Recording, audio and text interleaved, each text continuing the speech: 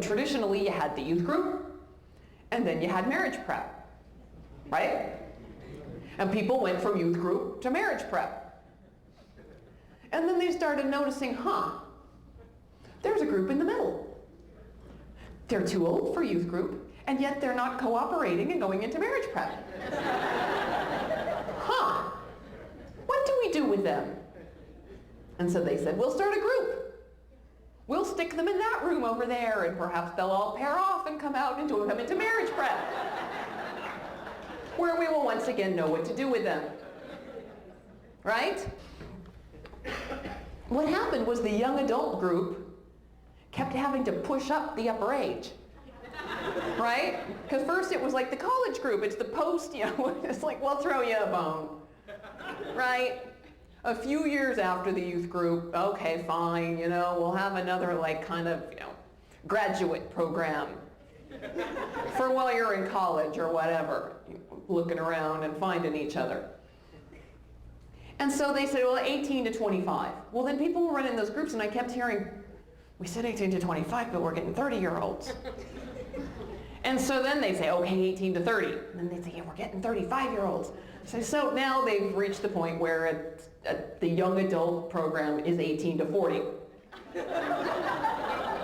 Which I look at and I think 40-year-olds have 18-year-olds.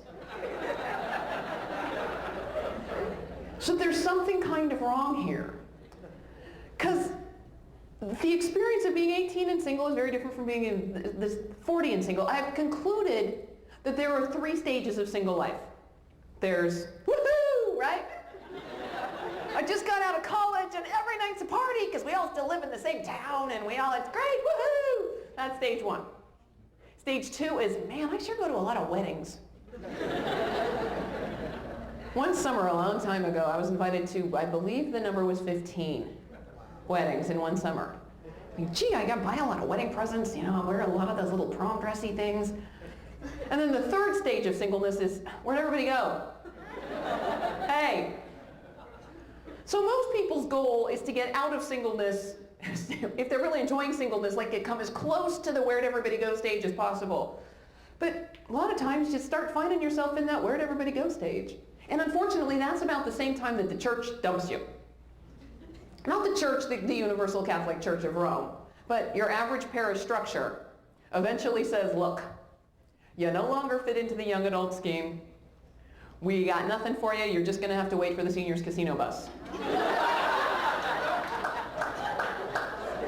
Right? You're like in that no man's land.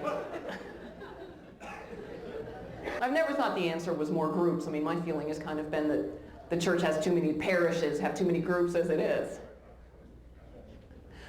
My feeling is, you've got the young moms over here and the middle-aged podiatrists meet in that room. But as singles, there's a struggle in the parish structure. And then people start talking about the theology of the body. You're like, one more thing that's not about me, right? Because it's about sex. It's about male and female and husband and wife and blah, blah, blah, blah, blah. It's just one more thing that's not about us. I wrote a column in the Denver Catholic Register. It was one of my regular columns, and it was on theology of the body, stuff I usually write on. And a woman wrote the next week, said, I'm tired of hearing about the Catholics talk about sex when they're married and happily married, and I want to hear about it from someone, a single person, someone who sleeps alone and cries into the lonely blah blah, something blah blah. It was all very poetic. So I wrote my next column. I started with, hi, perhaps we haven't met. I'm Mary Beth and I sleep alone. Always have. The thing about all of this, about the theology of the body, about the church's teaching on this, is that it is about us.